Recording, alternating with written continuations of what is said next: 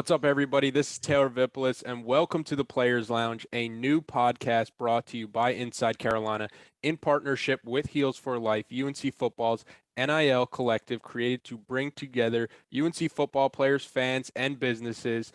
I'm hosting this with my guy and my former teammate, Shakeel Rashad, today, and we're joined by UNC defensive back, Gio Biggers. Gio, appreciate you getting on here.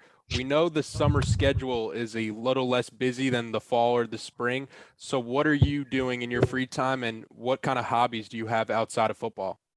So right now, I'm pretty much me and Storm Duck just moved in together. So he's got a two-man apartment. So busiest thing I've done this summer is just move. But I'm rehabbing an injury that I had during the season that I had surgery because of. So right now I'm just rehabbing pretty heavy. You know, obviously going to see a family when I can, but just a lot of football stuff. We obviously got a new defense in, so being able to just learn things. But I like to just relax a lot of times in my free time. So that's pretty much what I've been doing, rehabbing, relaxing, seeing the fam. I don't want to put you on the spot early, but what's the biggest pro and the biggest con to having Storm Duck as a roommate? The biggest pro I say is Storm will not talk to anybody. Storm will stay in his room all day. But the biggest con is also Storm will not talk to anybody. He will just stay in his room all day. So I will have to go pull Storm out of his room. Like, I would go up to his room and be like, bro, get out of bed. Like, he just sitting in the dark in bed. That's his happy place. So that's definitely the biggest pro and con. Storm, when you want to be alone, Storm gonna leave you alone. But when you want somebody to talk to, Storm's just gonna be in his room by himself with the lights off. You can't get him to the living room to play Madden or anything? Nah, Storm likes to be solo. Hey, well, maybe with NIL now they'll bring back that NCAA game. He'll be out there. He'll want to play with himself on there. Play with Storm. Yeah.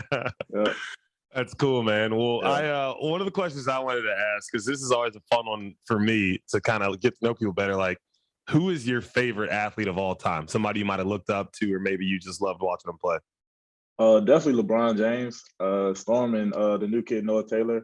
They hate me. We have a little group chat, and I send them a LeBron tweet every single day about how great LeBron is. But I just like watching LeBron because although he might not win in the finals, or he hasn't won in the finals too much, I just like how he carries himself. You know, the route he took, kind of thing, and just how dominant he's been. And I know a lot of Carolina fans might not like that. I like LeBron over Jordan, but I'm definitely a LeBron guy.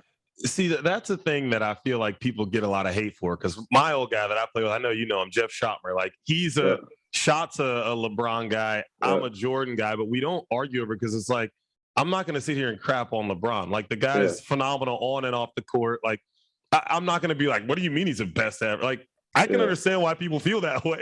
Yeah, I got him 1A, 1B.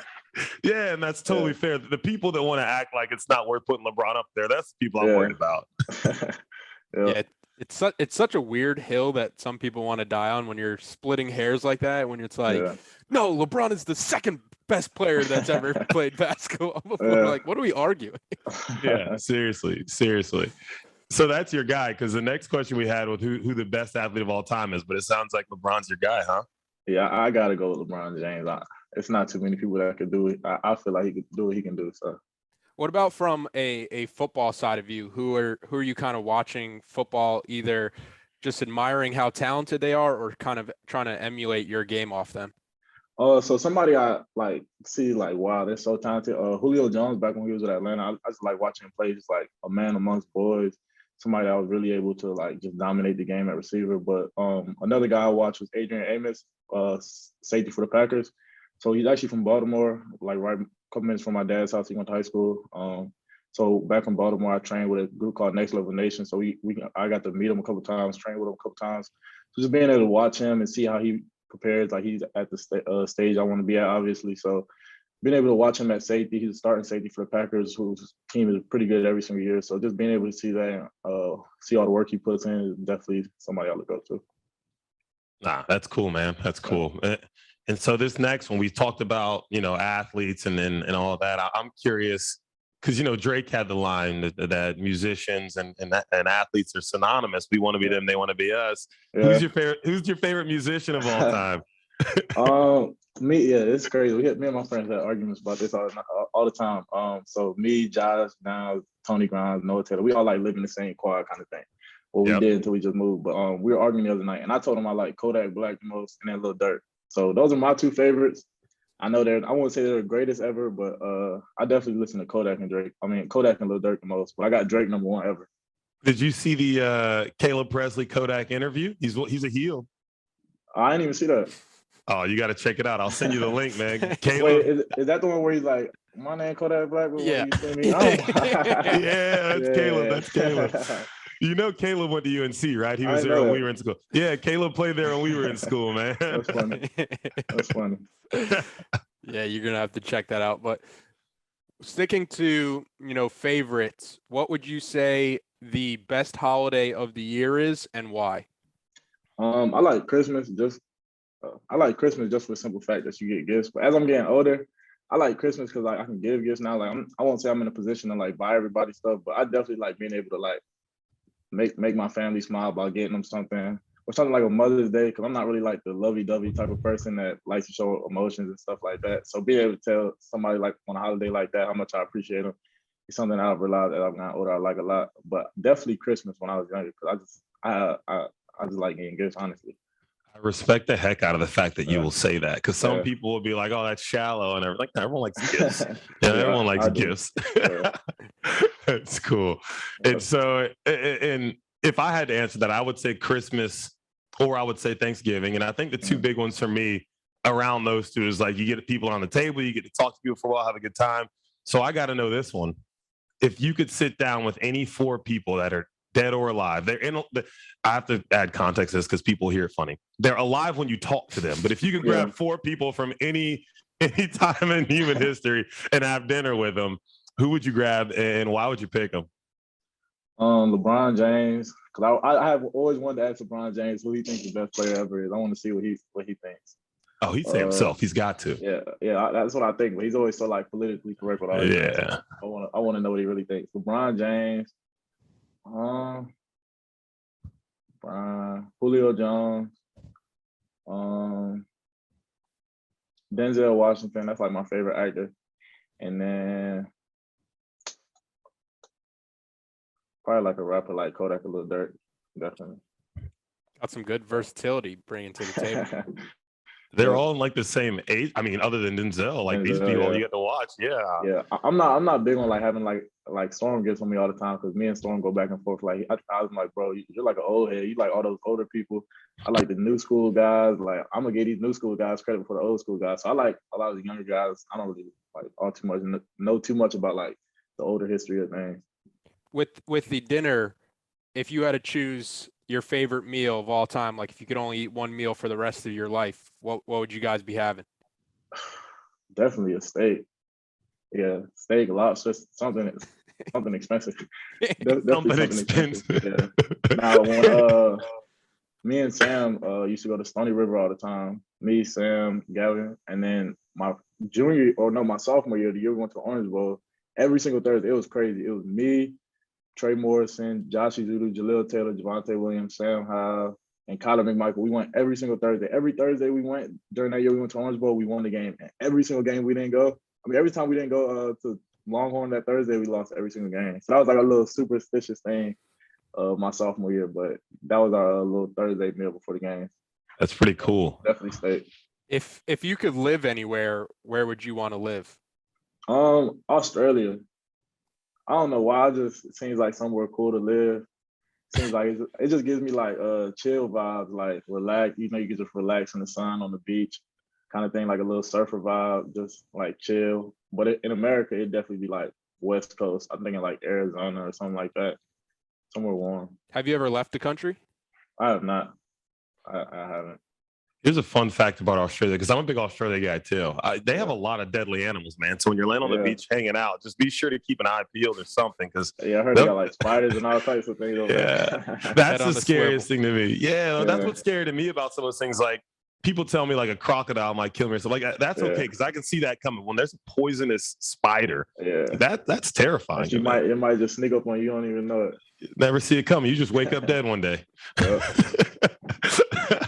Cool. Well, we've talked a lot about sports, but I feel like it's been football and LeBron and everything. I got to ask you, if you take money out of it, right? Let's just assume that you're getting paid the same in every sport. Take skill out of it. Let's say you're playing at a Hall of Fame level in any sport. what sport would you play in what position? At the pro level, you're a Hall of Famer. Like you're going to be one of the best to ever do it. Whatever you play, what sport would you play? Cornerback in football. Let's go. I love it. Cornerback in football. I love it. But then, like, my second answer is anytime I'm at a basketball game, like a Carolina game, it's 100% basketball because, like, you don't have no helmet on. Everybody just surrounding you, bright lights, you dunk. Like, but definitely corner in football. I think corner is the hardest position. And then, like, being a star like Jalen Ramsey, Tre'Davious White, some of those guys, like, it's just Tony Grimes, Storm Duck, like, all those guys, it just seems like it's a cool position to play. Yeah, no doubt. Did you play basketball in high school? Like when you're going to these UNC games, are you kind of sizing them up? Like, maybe I could do some of that. Nah, I was definitely a one-star athlete. Like only played one sport in high school. So I went to all boys high school in Baltimore. We didn't have a track team. We were like top 5 in the country in lacrosse. Football team was very average, but it was like not a lot of sports and not a lot of like ways to get into sports. So I was definitely only playing one sport. My siblings definitely played like all the sports. I just stuck to football. I wasn't too good at basketball. And earlier you mentioned Denzel being your favorite actor, but if they made a movie about you, who would you want to play Gio Biggers? Would it be Denzel or would you go somebody different? The dude, is it that? The dude, y'all watch Snowfall? I have not. I haven't. No, I haven't seen it. The lead character in Snowfall, I forgot his name, but he's a really good actor. I like him a lot. And he's not even from the country, but his English accent or American accent is like really good. But definitely him. I think he's like a really good actor. Young dude too. Forrest Whitaker? Nah. I'm just trying to think of non-American actor. Idris Elba? I don't know. It's Desmond Idris. Yeah, I see Desmond, it now. him. Yeah, him. Real good actor. I like him a lot. You thought that through. I like it. Yeah. So you brought up your high school just now. It was Boys Latin, right? Yep. Cool. DMV, right? Yep. What's it like being from what is widely considered like outside of Florida to be one of the top places as far as talent in the country? You see, I just slipped my state in there. I had. Yeah, I've gotten into so many arguments with my teammates because it's like in the Maryland, Baltimore area, it's definitely like more private school ball. That's like I went to private school, but so I grew up in Virginia, was born in Maryland, went back to Maryland with my dad, but it's definitely a lot of it's crazy how much talent there's. Like Noah Taylor, we played on the same 7-on-7 team in high school.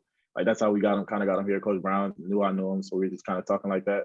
But it's just so much different talent, and I swear you can't tell some of the guys from Georgia, definitely Georgia. We have so many Georgia guys on the team. It's the worst because they swear if you're not talking about Georgia, you're not talking about anything. So I just think there's definitely a lot of talent, untapped talent, and I don't really claim 757 as a DMV. Me and Tony get into it a little bit about that, but I think Northern VA is kind of better than 75. So there's definitely a lot of talent there, though.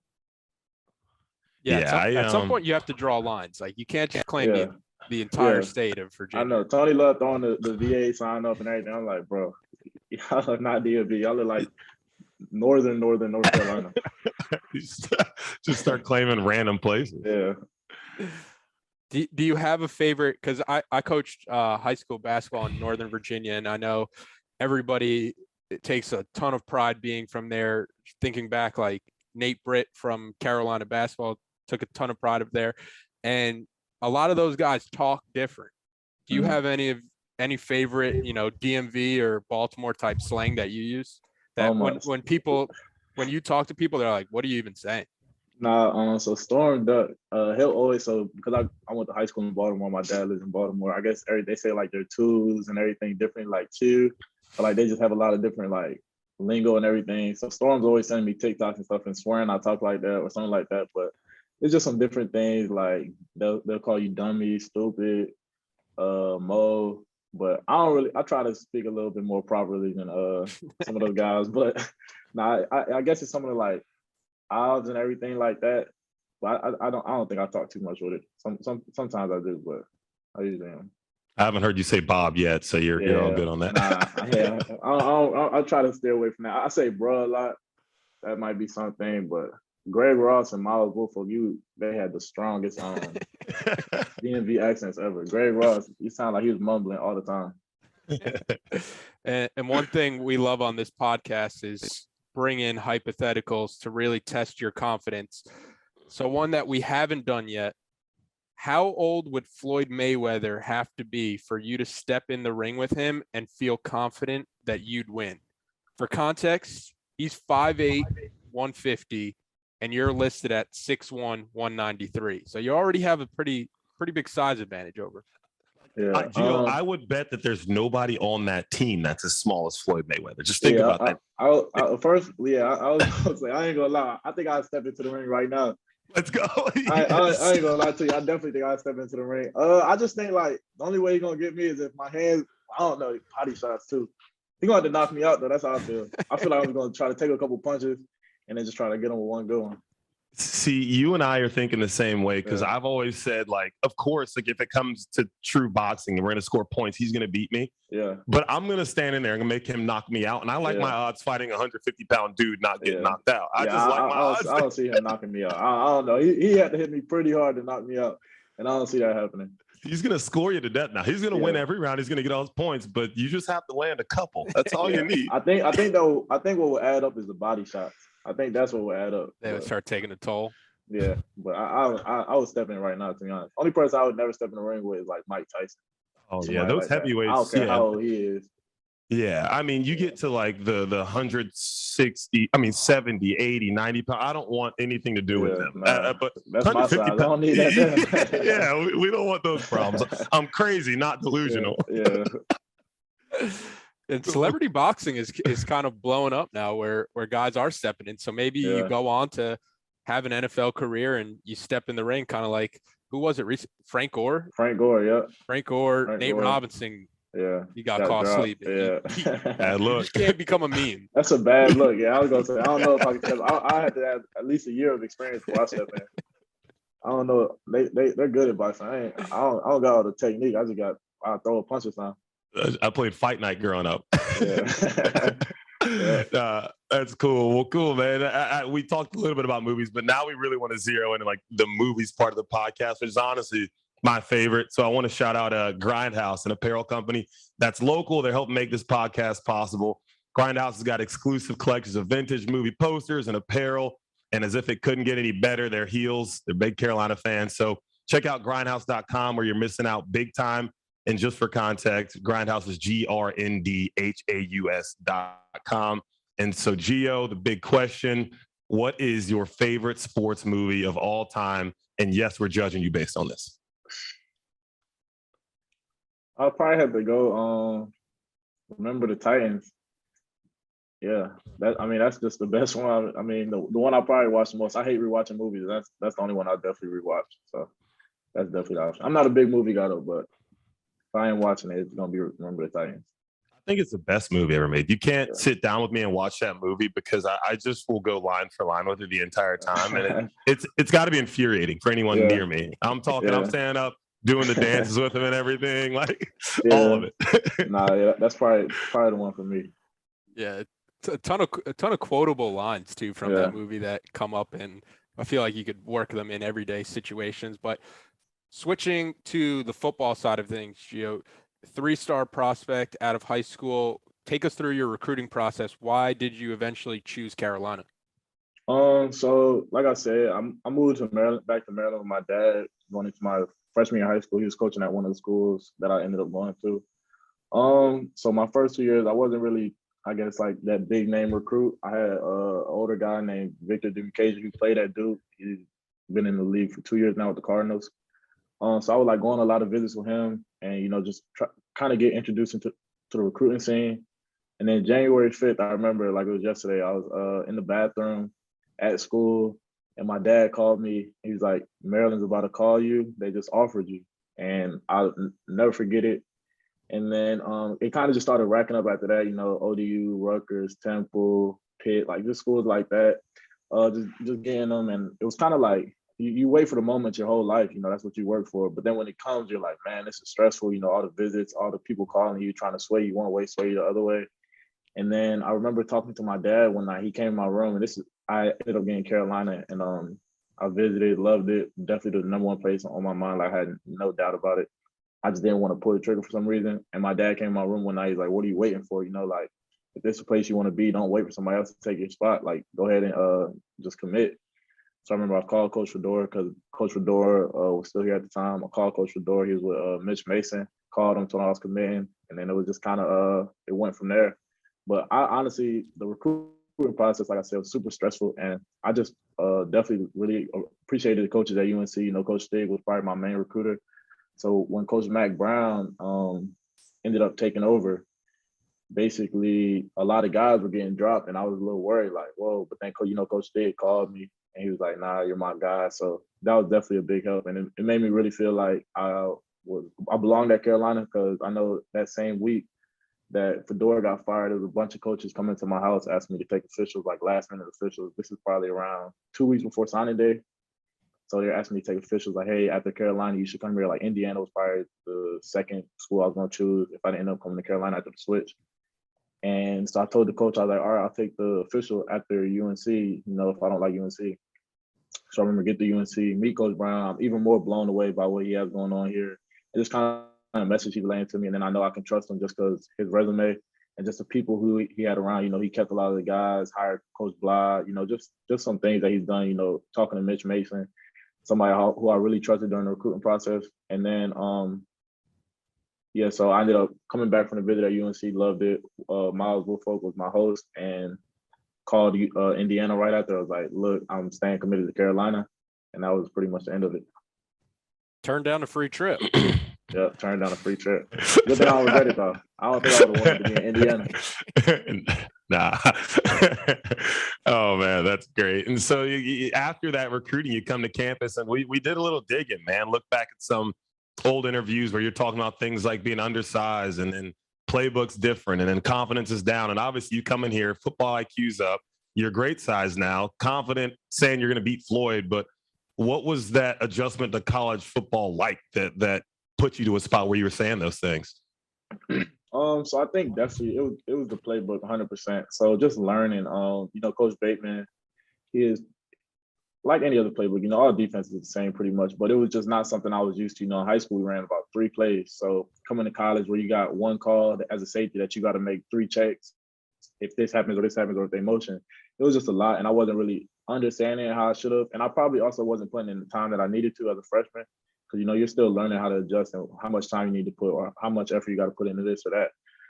So the hardest thing was just getting adjusted to the playbook. And then, like I said, I came in, I think I was like 174, 175 pounds. And then once you know it's football, you get yelled at, obviously, and nothing wrong with it, just good coaching.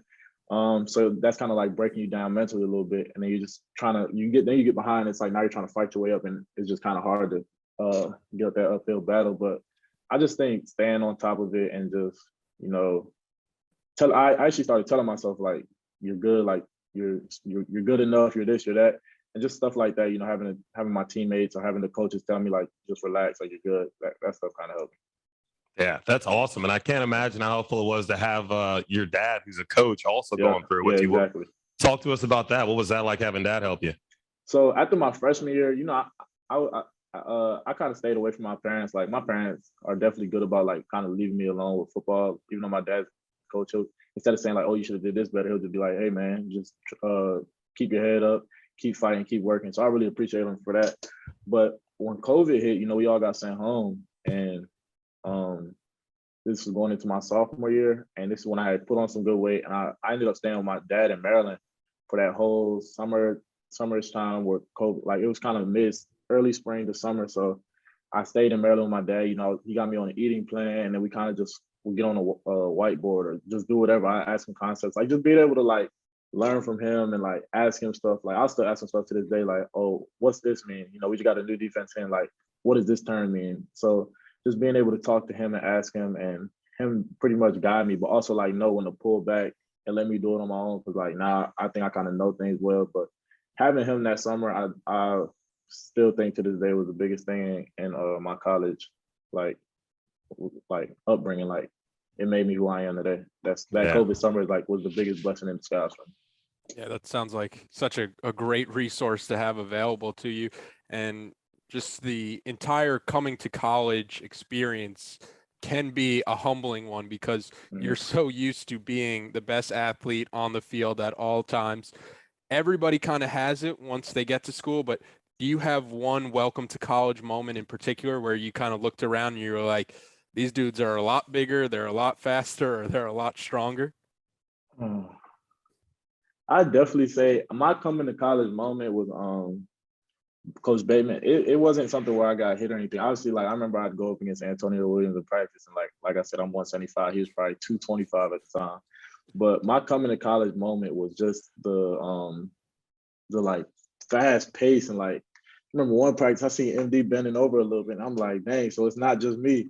But I definitely think it was Coach Bateman had a drill called one line, and it was basically like get your feet warm, but you're like pretty much conditioning. So that was my moment. I'm like, oh my gosh, like is this what it's gonna be like every single day? I can't do this. But I don't know if I had that one moment where I'm like, maybe against Daz Newsome guarding Daz or something like that.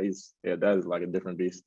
So what a blessing it is to be a DB where you're welcome to college football. Notice how tired you are. Yeah. Mine was being a 208-pound linebacker trying to tackle AJ Blue, Blue, and get my face bashed in. I haven't had no experience like that. Thankfully, hopefully, I'll never have to experience one. Not being ready for inside drill is a whole nother level of welcome to college football. Yeah, inside run gets a little rough, so you definitely got your pads ready for that.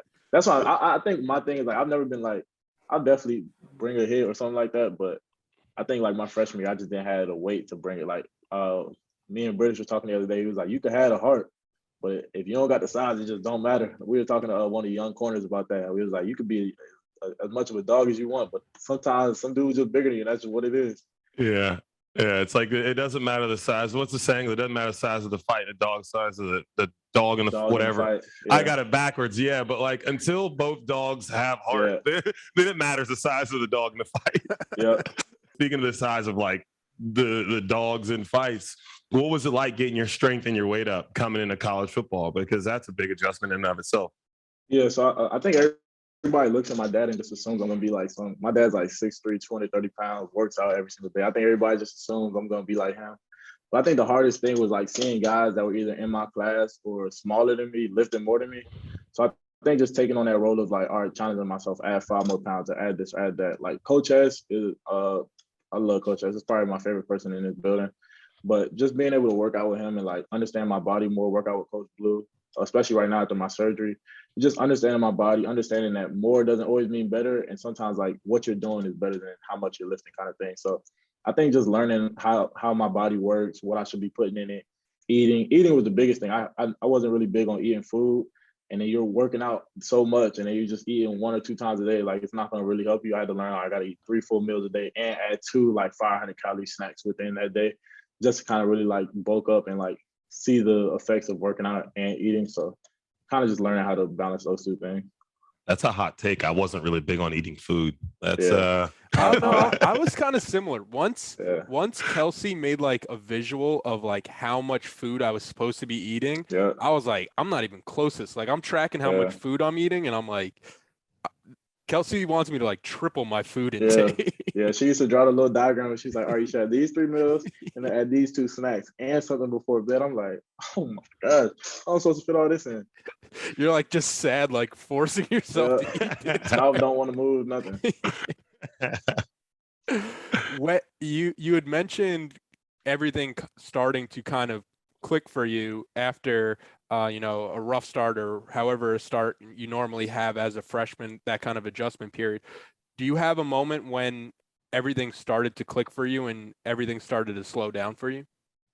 Yeah, definitely. So like I said, that COVID summer coming back, I remember they were bringing us back in groups and I came with the first group. And just being so we had player-led practices and usually it was a certain period the coach could be out there if a ball wasn't out there. So we would have like pattern match periods and then an inside run period. And being able to, I remember Coach Bateman was like, dang, Gio, like it's a whole new Gio. Because I was going from, we were playing cover 3 and I'm making quarters coverage calls and everything, like horrible calls. So being able to go from there to make checks and everything. So definitely I'd say going into my sophomore year, I think I knew the whole defense. And it's like one thing to know the whole defense, but then like I was learning like what other people had that like brought the whole defense together and like, all right, he's here, so I must be right here, and this person must be right here. So definitely my sophomore year was the year it clicked for me. And then going into your junior year last spring, Mac Brown said that you were the most improved player over the entire course of the spring. And when Mac Brown is giving people a compliment, it holds some weight to his words. And we Yeah. saw that translate to you having an even bigger role on the field your junior year. Where did you see your game develop from sophomore year to junior year? Just taking more command of the defense. I know Coach Bateman, one of his big things for me was I didn't speak loud enough. Like I knew what I was saying, but I didn't say it with command. So just being able to lead guys and tell guys, all right, here, you're supposed to be here and you're supposed to be here and you do this and you do that. So just like that spring was big for me, just learning how to really talk and be a leader without having to worry about, oh, this game plan this week is this, and that, and I got to do it for that. You know what I mean? So just being able to practice and just practice football and learn was definitely the biggest thing for me. So just taking command and being confident in my abilities was the biggest thing. Like confidence is like will take you so far, and I realized that during that spring. Like I just had a lot of confidence. I was riding a wave. Hopefully, I'm still riding it, but like I said, just confidence and taking command and just being a leader. One of the things I love is hearing like people that are playing as they're going through it, like talking about the work that goes into it. Because you talk about the work that goes into it. We show up in Keenan on a Saturday and see you show up there with 5 tackles, block punt, a sack, big time PBU against Miami. And I remember that game. Like, what do you remember from that game, that performance you had that day? So pretty much, sadly, I think that's the game that I hurt my shoulder, and I didn't realize it till obviously NC State, where I really realized I hurt my shoulder. But just I don't know. When I play, it's like kind of like I should definitely stop this, but it's like so many things going on. I'm like trying to, all right, like I said, just the leading part. I try to tell this person go here, this person go here. I know Coach Bateman put a lot on, not a lot, but he definitely expected a lot out of me and Gilman last year, communication wise, like being the leaders of the defense to be able to, all right, I know you guys know what you're doing, so make sure everybody else knows what they're doing. But those games, I don't know, it's just fun at that point. Like you're playing like you block a punt, it's some confidence you have. I remember like the first tackle I had, the first series I was in, they almost got me for a targeting, and I'm like, man, like this can't be it. And as soon as they said no targeting, I was like, all right, I'm ready. Like, let's go. It's like once you get that first contact in football, like it's like, all right, nah, I'm ready to play. Like you got butterflies until then. But just playing, Miami was just a fun game. You're gonna make mistakes, but I think the biggest thing is like, all right, let your big play be way bigger than the mistake you made, kind of thing. So Miami was definitely a fun game and just having fun out there. Speaking of the blocked punt, you were tied for the lead this year in the country with 2 blocked punts. What's your mentality when it comes to special teams? Because I think most players are going in like with that just trying to get to the next play mentality, but it seems like you're trying to approach it, trying to make those game-changing plays. Yeah. So like I said, my freshman year, I was like, I'll be the first to admit, I just wasn't ready to play. And like they didn't even trust me to put me on special teams. So I kind of take that. I love these coaches, but I kind of take it as like fuel. Like they ain't even want to put me on special teams. So I'm gonna make sure like I don't ever come on special teams now. Like I know I talked to Coach Porter, like I don't want to ever come on special teams. I want to play every single special teams, and I want to start on defense. Like that's my goal, and I want to dominate. Like I don't want to just do good. I want to like really dominate. So I think like my biggest thing is like also for my freshman year, like I was scared to mess up, and like I played, which is also might not be the best thing, but it helps me. I played so I don't mess up. Like I'm trying my best so I don't mess up. So whether that's special teams on defense, whether I'm blocking for somebody, like I'm playing as hard as I can so I don't mess up and they don't think, oh, that's old Gio coming back again. So I kind of just use that as fuel to be like, all right, like they're not gonna be able to take me out. If anything, they're gonna just praise what I just did. You know what I mean? So just being able to like let the stuff from my freshman year fuels me. I think that's the biggest thing. Like it literally, like my freshman year fuels me to play how I do today.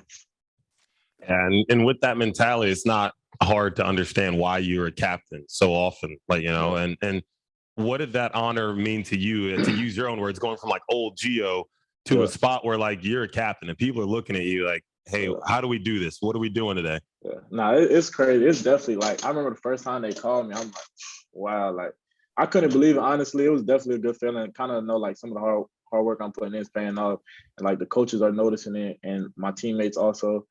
So just being able to like make people proud, like my biggest thing is making my family proud. I'm not really into all the accolades and everything, but if I can make my family smile to feel like they're proud of me or my coaches or teammates, that's the biggest thing for me. I remember Wake Forest game. So we have like offensive captains, defensive captains, and special teams. So Wake Forest was the first game I was a defensive captain. And I remember Coach Bateman, like he pulled me to the side. He's like, I'm proud of all your hard work, like just kind of where you've come from, where you've been. And that was like a big moment for me. Like that made me feel really good about like just kind of everything I've been through. It made me feel like it was worth something, and I learned a lot from it, and it kind of just molded me into the player I am today. So it definitely means a lot to have been recognized for that. That was the game in the retro jerseys. Yeah, yeah. What's your take on the retro jerseys? Are they better than the normal? I don't. So at first, I remember. So we have a leadership council, and so they texted in our leadership council text probably like 15, 20 guys, and they're like, "All right, what are we wearing this week?" So somebody sent. It might have been Omarion Hampton was wearing the jersey or the combo. So the recruit was wearing a. I don't know if I said his name right, so my bad. But the recruit was wearing the jersey, and we were like, "Nah, I don't know about that." And I can't remember who was like, "Nah, let's just do it." So we did it, and I was like, "I don't know how I'm feeling about this," but we put it on. I think that's the best uniform I've worn since I've been here, by far. Yeah, yeah. By far, I don't think there's anything better than that. Then the accessories to go with it, it was the best uniform by far. Me, Something Storm, and about Tony that have look like is some just really so nice clean. pictures. Yeah, me, Storm, and Tony have like just Storm broke up that pass on like the 4th down or 3rd down, whatever it was. Me, Tony, and Storm have like a picture all jumping together. It's like just a dope picture. I love those uniforms. And then going off last year, probably didn't go the way a lot of people on the team and a lot of fans thought the year would go. So where do you think the defense has the most room to grow from last season up until this first game against Florida A&M this late August? Yeah, so I definitely think the biggest room we have to grow is just leadership. You know, Coach Chiz has talked to me a lot about getting guys together and just finding who the leaders are, finding who's going to step up and not always be the nice guy when it comes to leading. You know, we have a lot of leaders, but including myself, like we tend to be like nice about it. And sometimes you got to be a little mean and kind of like pushy. So I think just finding the leaders, because in turn it's going to make better. It's going to make the guy next to you better. So also just communication. I think I'm not gonna say. I just think communication, just being able to talk and everybody knowing what they're doing, not just one or two people, or not one D lineman, one backer, and one safety. Just corners knowing, stars knowing, nickels, like everybody knowing. So just communication, having leadership, and just playing hard every single play. I think a lot of times guys we were all taking off plays, and we just weren't playing that hard. So that's definitely something you never want to say as a defense. So I think this year is going to definitely be a pride year. Like look yourself in the mirror, play for your teammates. Like don't let your teammate down, kind of thing. So I think we have a lot of like looking in the mirror to do this year. I think Coach Chiz and Coach Warren, the new guys, are definitely starting to help us play faster. You know, play like with a sense of urgency and just like we're playing for something. You know what I mean? So I just think those are kind of some of the things. You brought the name up. I was actually going to ask about it. Coach Chiz and Coach Warren, you talked a little about them. That sense of urgency, I can still hear in the back of my head. The first time blitzing when Chiz was there, him just screaming, "Go!" Yeah. I'm like, but what's it been like? What's it been like having them? And we're not as like, I would never ask someone like, you don't have to compare them to old stats or anything, but like, what's it been like to have Chizik and Warren there so far? I love it. So I'll start with Chizik, man. Chizik, he's done everything he said he's gonna do. He's been who he said he was gonna be, and I just really respect him a lot. You know, obviously he has 2 national championships. That's something most people don't ever get. But I just respect him so much for the person he is, because he's gonna cut it to you straight every single time. He'll say it in front of everybody, and it's gonna be the same thing every single time. He's definitely brought a new vibe, a new energy. So I didn't participate in that much of spring, really any of it. But you just seeing the guys play, it's like, dang, I want to be out there. Just just being able to watch how he coaches and watch, like you just want to run through a brick wall for him. Like, and he's so positive. Like he's yelling, but he's like super positive about it. Yeah. Everything he's saying makes you just want to go harder and just make you want to do more. Like you just want to listen to everything he's saying, because you're giving out so many different gems. And then just the morals he stands on, telling us like, oh, he left for his kids, and that's not something a lot of people would do. So you could just respect him a lot, the type of person he is, and just I really like him. And then Coach Warren, Coach Warren, love him, man. It's just like he's just like, he's a true like coach. Like he'll tell you he's giving us stuff every week to like learn this or learn that, giving us drills to do every week that he wants us to do, that he's gonna give us in practice, and he's gonna be like, all right, I gave you these drills, now y'all should be good when we go to do them come fall camp. So just being able to play under him, he's so smart. Him and Dre mold really well together. Coach Block. So pretty much just, Coach Warren, Coach Chiz, they've just been really good for us. Coach Warren, I remember after the first scrimmage. So like I said, I didn't really do too much spraying because of my shoulder. But the one scrimmage I did play in, I was obviously non-contact, couldn't touch anybody. I think he takes all the DBs after the scrimmage, just something super positive, and it just like means something. Like it's like wow, like this dude went through the whole thing and thought enough about me to text me, or thought enough about this person to text him. So just being able to know you're appreciated and kind of like not doing it for nothing. Like these coaches actually care, and it like he told us one time, he's like he was also interviewing us. Like he didn't have to come here, so just him leaving his spot to come here and help us. As I definitely respect him a lot. I respect him and Coach Chiswick a lot. Yeah, and I think I love anytime somebody starts talking about Coach Chiswick and Coach Warren, I love hearing it because it reminds me of the 2015 season that we had, me and Shaq, where Coach Chiswick kind of came into a team that already had a pretty good staff in place and kind of changed our mindset even further, and kind of he saw potential in us that we didn't see at the time. And once he's in that building, it's a lot easier to start buying in and kind of trusting what everybody's saying. But when we have talked to Coach Chiswick or Coach Warren this off season, a lot of the things they mentioned about where you guys can grow is things you mentioned, the chemistry, the communication. Defensively, how do you do that for people like the fans on the sideline who might not really understand like how to improve something like chemistry or like communication when they kind of think of it like a Madden video game, like people should just know what everybody's supposed to do? So one thing that we're definitely doing that's new is so we have like full defensive meetings now. So we'll go through some of the good plays. We'll go through NOS, which is not our standards. We have like competition boards of who's winning, how you lose points, how you gain points. And just Coach Chiswick being in there showing us what he wants, what he doesn't want. Like I said, telling everybody how he feels about them in front of them, and just just being the guy that everybody looks up to. But I think learning and how we build chemistry, how we communicate, how everybody knows what they're doing, is like what Coach Warren's doing now. He's sending us clips. He's sending us, all right, this is what you do in this, and this is what you do in that, and these are the techniques you use, and this is what you communicate, and this is who you communicate it to. Like Coach Warren's thing is name, command, volume. You say their name when you say a check. You say you command them, and then you use volume. Like those are the three things. So just learning how to communicate, because some guys might just say, let's say for something like expose the check, expo. Like who are you telling? Who are you telling? It's expo. You know what I mean? Or it should be Shaq, expo. Like with some bass in your voice kind of thing. So just learning how to communicate, and then just being around each other more, and just like I said, having fun is the best chemistry builder to me. Like you're having fun and you're winning and you're competing and you're dominating. It's like it's no better chemistry than that. Like that's how you build chemistry, because you see guys making plays and you have more fun.